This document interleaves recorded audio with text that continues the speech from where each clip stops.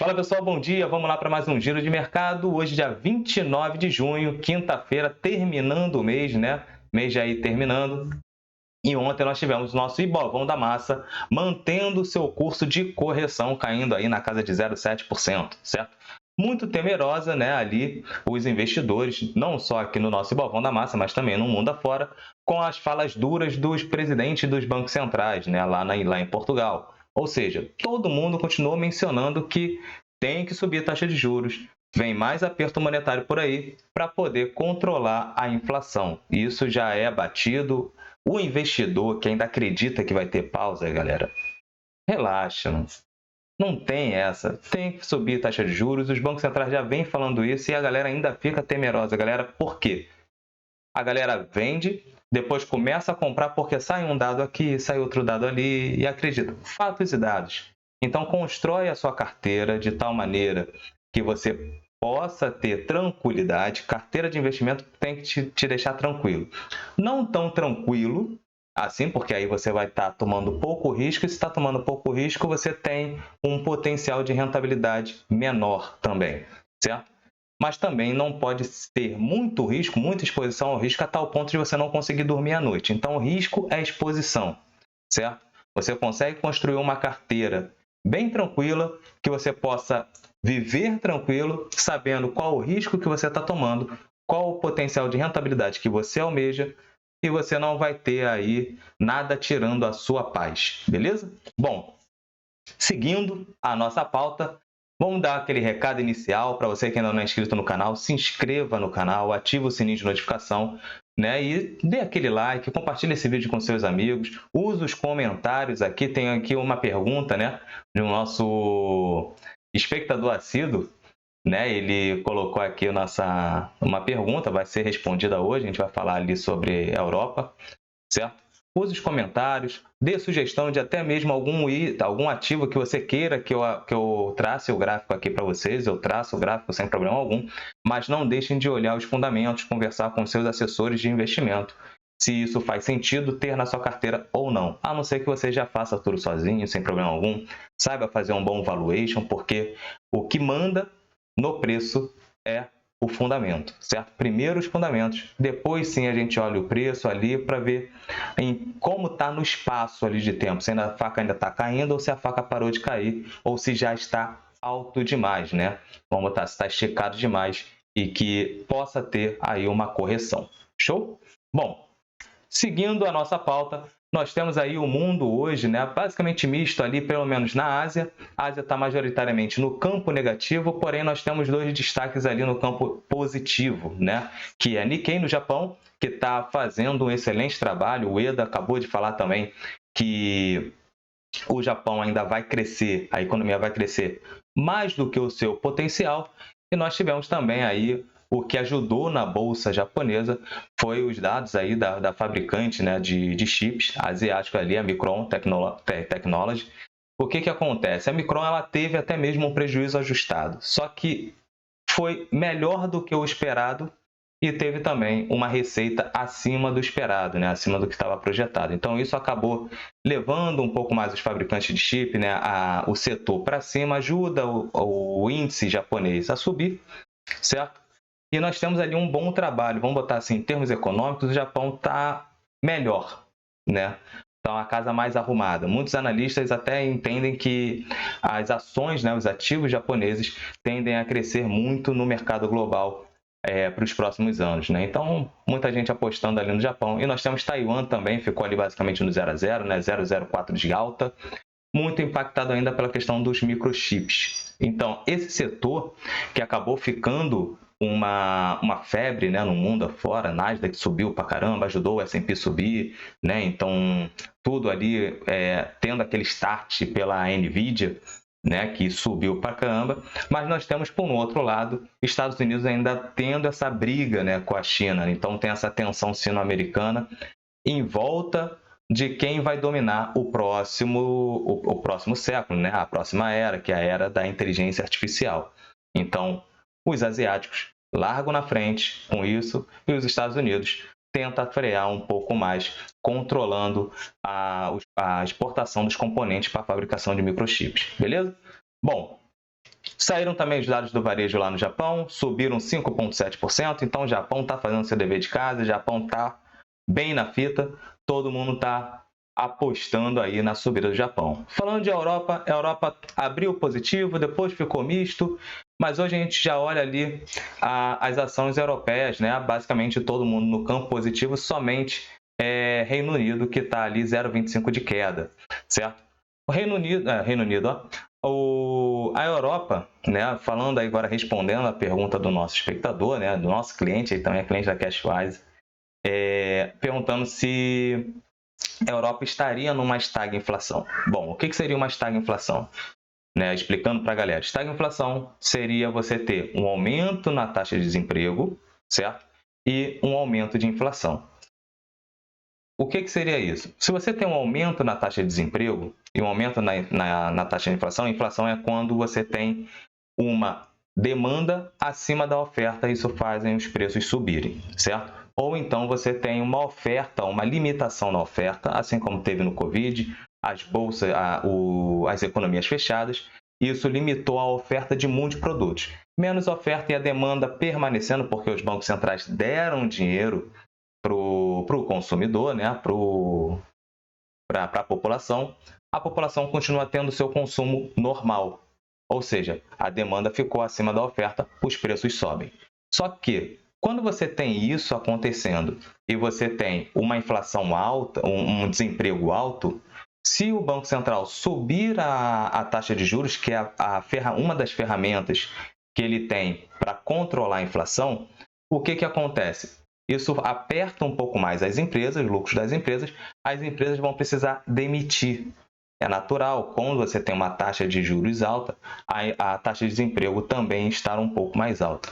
Então, quando o Banco Central subir essa taxa de juros e você já tem um desemprego alto, aí você fica numa sinuca de bico, porque se você subir mais ainda a taxa de juros, isso pode levar ainda mais pessoas a serem demitidas, aí você entra num colapso dentro do seu país, beleza? Hoje a Europa não está nessa estagflação, não vejo assim. Nós temos, por exemplo, aqui a taxa de desemprego, a taxa de inflação da zona do euro está alta. Mas a taxa de desemprego, olhando os últimos 5 anos, o seu pico foi ali em 8,5%. Hoje nós estamos em 6,5%, né, de taxa de desocupação. Então, assim, tem espaço ainda para ter esse aumento, esse aperto monetário e não entrar nessa estagflação, beleza? Respondida aí a pergunta.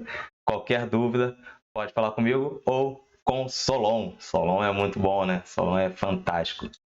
Bom, seguindo aqui a nossa pauta, vamos falar aqui do minério de ferro lá em Dalian. Subiu aí 0,85%, isso pode ser muito bom para as nossas mineradoras. A ADR da Vale lá no pré-market nos Estados Unidos já está 0,90% de alta. Isso pode vir a trazer a nossa Vale hoje, né, para um campo positivo. A gente já vai botar o Ibovão da Massa ali para ver como é que pode impactar, né, como é que está o nosso Ibovão da Massa. Está fazendo a sua correção natural, sem pânico, né? Tô igual o Chapolin Colorado, né? Calma, calma, calma, não criemos pânico.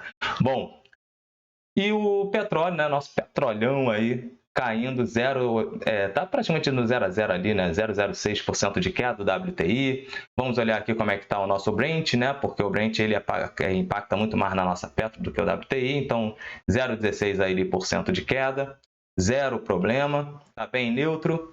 E o índice DX também neutrão. Olhando o S&P, futuro S&P está 0,23% de alta. Isso pode tendenciar uma abertura aí para a nossa bolsa e para a bolsa norte-americana de neutro para alta, seguindo aí o que o mundo está trazendo, né? Tá apresentando para a gente sobre risco. Bom, vamos trazer aqui o nosso Ibovão da Massa. Vou seguir aqui com vocês. O nosso Ibovespa, ele teve aí mais um recuo de 0,70%, né, de queda. Olhando a nossa FIBO, está respeitando, né? Como eu falei, a gente tem espaço aqui até os 116 mil pontos, 117.700. Lembrando que sempre que a gente bota o preço aqui, é uma faixa de preço, certo? É uma faixa de pontuação. Não é cravado ali, certo? O problema é que a galera, quando olha o mercado e faz as suas análises, querem acertar o da mosca, né? E não é assim, cara. Então você vai ter uma faixa ali de preço, até porque o mercado é feito de pessoas, né? Então tem uma série de gente operando igual a você ou até maior do que você ali no mercado. Então não é bem assim, show? Bom, o nosso Ibovão da Massa cedeu aí, seguindo o tom hawkish, né, do exterior, que pode ter mais aperto monetário, e esses apertos monetários preocupam um pouco mais os investidores no mundo, junto com a recuperação econômica da China. Então é natural ter esse recuo. Para a gente foi só um motivo para esse recuo, porque a gente estava bem esticado. Então pode ter um recuo para depois sim voltar a ganhar um pouco mais força, né? Então quando chegar e ganhar um pouco mais de força e ganhar os 120 mil pontos, a gente pode ter aí abertura para novas altas e altas históricas no nosso Ibovão da Massa, né? Tomara, vamos lá, tomara. Beleza? Ontem os DIs também ficaram bem bagunçados, né? Depois que o Haddad mencionou que vai aumentar o pacote, né, dos carros zeros.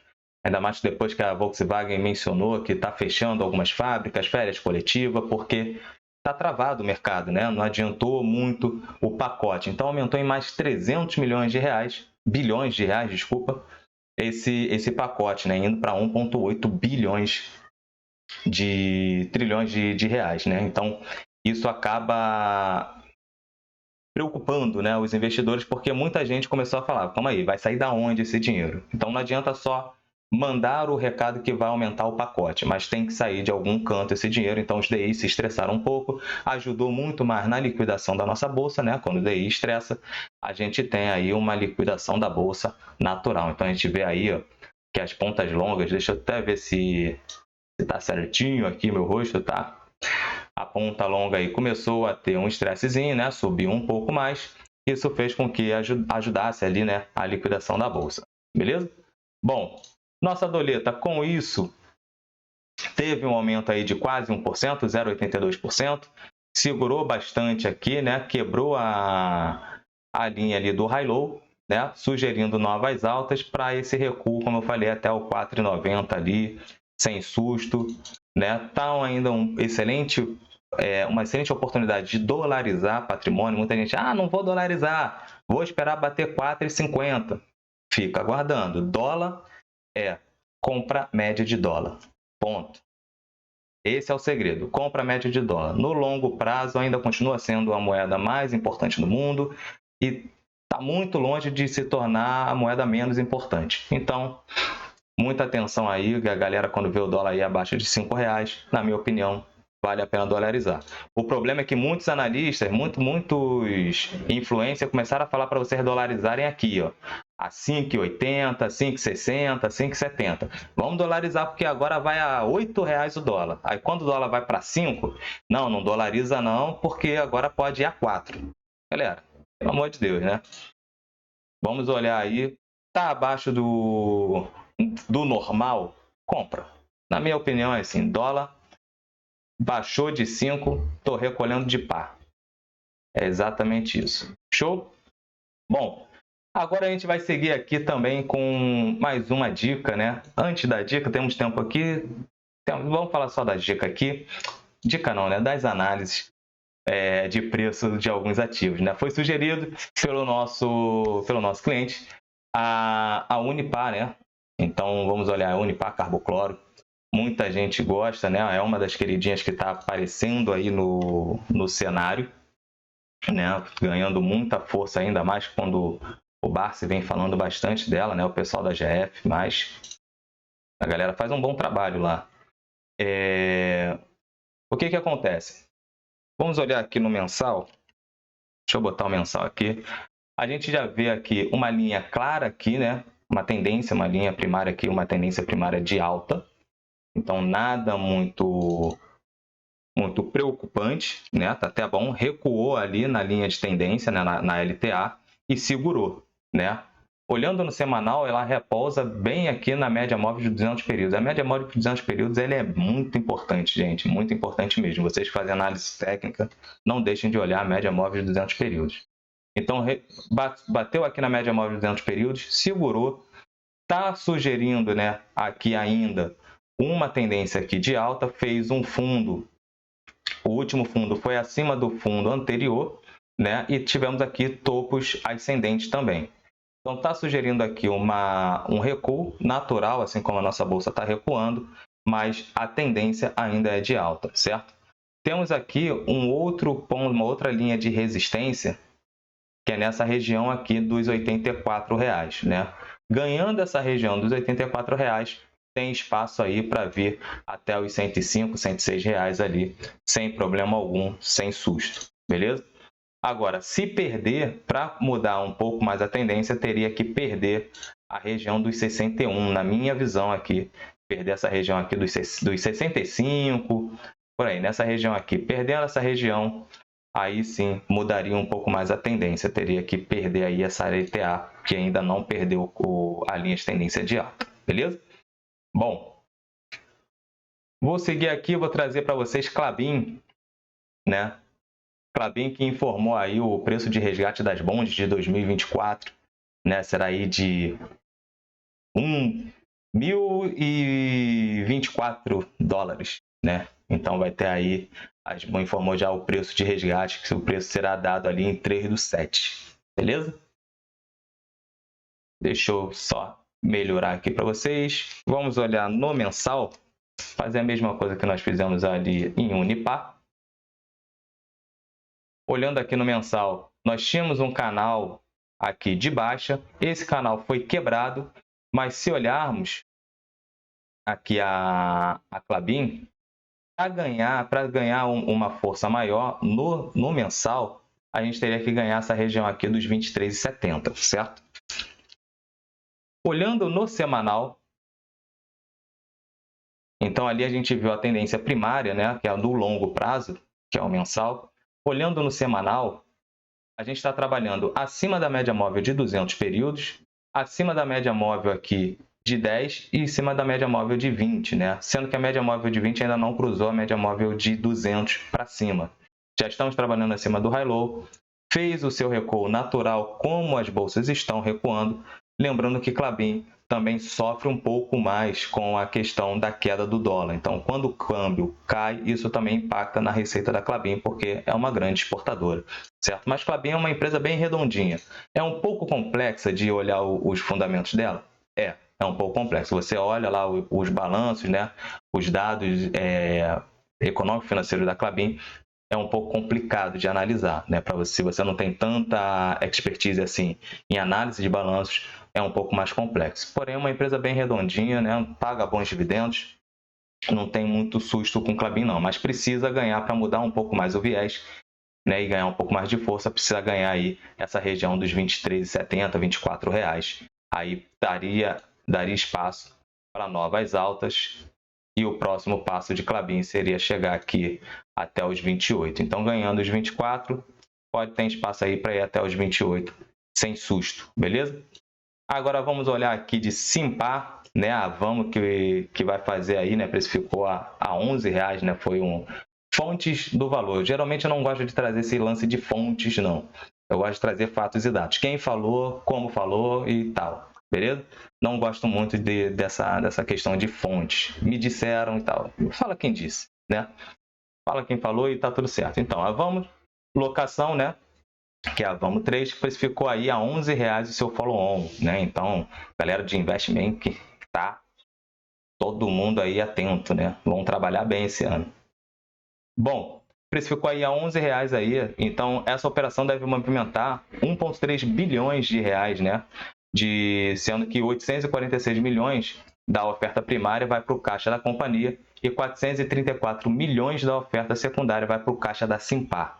Simpar é uma empresa que, vou estar aí falando particular, entendeu? Não estou dando nenhuma recomendação de compra, como eu falo para vocês. Conversem com seus assessores, olhem os fundamentos e vejam se está dentro da estratégia, cabe na estratégia de vocês, na carteira de investimentos de vocês, tá? Para evitar que vocês tenham uma carteira toda cagada, porque se vocês montarem uma carteira com todos os ativos que eu venho comentando aqui, a carteira de vocês vai estar muito bagunçada e desbalanceada. Tem que olhar os fundamentos e olhar o perfil de cada um. Uma carteira de investimento bem montada é uma carteira que é balanceada, certo? Controlando a exposição ao risco, sempre. Bom, olhando Simpar aqui, vamos também no mensal. para a gente não esticar muito, a gente ainda vai falar do calendário. Simpar, nós temos aí uma linha de tendência aqui de alta ainda, né? Traçando daqui desde a época ali do Covid, sem susto. Porém, no curto prazo, nós tivemos aí esse canalzinho aqui, né, de baixa. Vinícius, como seria hoje para Simpar? Olhando aqui no mensal, precisaria ganhar essa região aqui dos 10, dos 12 reais, para poder ter espaço de subir até lá os 16, beleza? Olhando no mensal, ainda forma uma pressão baixista. Porém, mesmo a gente ganhando aqui o high-low, ele mostra para a gente uma mudança, né? Um início de mudança de tendência, certo? Mas ainda está um candle baixista aqui e temos nesse período nós temos uma linha de tendência de baixa, certo? Ganhando os 12 reais, abre espaço para mais altas. Olhando no semanal, nós estamos trabalhando abaixo, bem aqui na região da média móvel de 200 períodos, certo? Testamos a antiga resistência como suporte.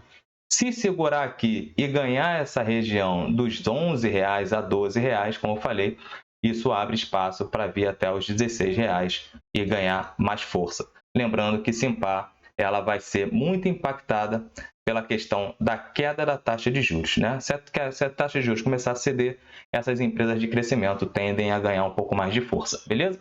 Bom, olhando nosso calendário, confiança do consumidor do Japão subindo, né? Basicamente aqui neutra, né? Em linha com o anterior. Olhando o anterior, subiu levemente, né? A confiança do consumidor. Nós temos hoje às 9h30 da manhã mais um discurso do Powell, né? O discurso lá do presidente do Banco Central norte-americano, que deve manter o seu tom hawkish, né? Não vai mudar muita coisa. Vai subir taxa de juros, pronto e acabou. Nós temos também aqui, né? Já falou, né? Que no caso foi olhei 9h30. Nós temos aqui, saindo hoje, o nosso IGPM, mais um dado de inflação. Como falei, a última semana do mês vem bastante dados econômicos que impactam muito nas economias do mundo todo, né? Então, por isso que é uma semana muito mais volátil, né? Tanto a primeira quanto a segunda semana, devido à quantidade de indicadores que saem, certo? Nós temos aqui o IGPM, que é mais um dado de inflação que vai sair aqui para a gente. Se vier positivo, né, para baixo, isso abre espaço aí para o Campos Neto, sua equipe, ceder aí a taxa de juros, ter o corte, como todo mundo está precificando, para as próximas reuniões. Então, a gente pode ter aí um ânimo para a nossa bolsa, nosso querido Bovão da Massa, beleza? Bom, nós temos também aqui às 9 da manhã o índice de preço ao consumidor, né, o CPI da Alemanha, que é a principal economia da zona do euro.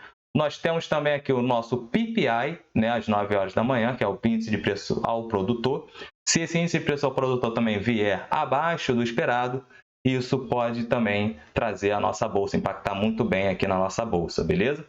Bom, e temos os pedidos iniciais de seguro-desemprego, que lembre-se, quando eu estava falando da estagflação, o Banco Central sobe taxa de juros, mas se o desemprego ainda estiver abaixo, tem espaço aí para ter ainda mais apertos monetários, certo? Porque e lá nos Estados Unidos não é diferente, nós temos aí um mercado de trabalho dos Estados Unidos basicamente num pleno emprego.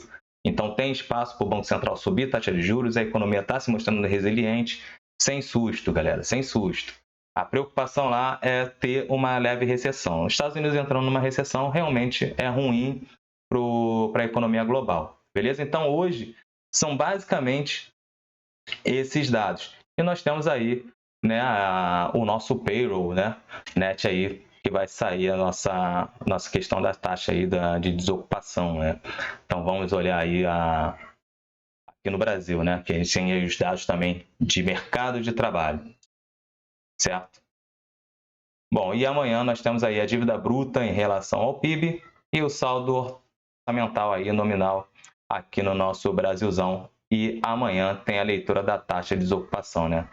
E a previsão é de 8,3. Show? Bom, vamos para não nos estender muito, já foram 25 minutos aí, então hoje foi um pouco mais longo. Mas esses são os recados de hoje. Muita atenção com o capital de vocês. Semana está terminando.